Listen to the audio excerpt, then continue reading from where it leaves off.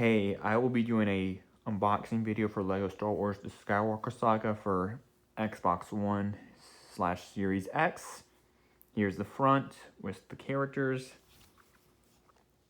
Here's the spine. And here's the back right here.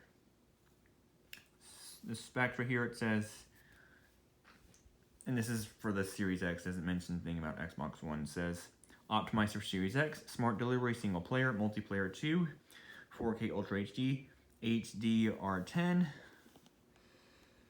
and don't think it mentions how many gigs it takes to download.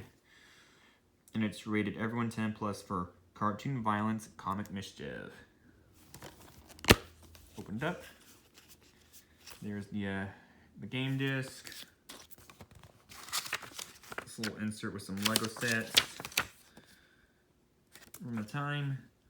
Has some like warranty information. Is there anything on this side? No, it's not. There's that.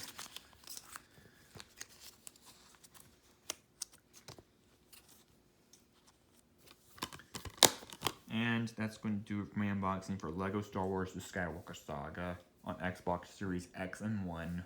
Bye.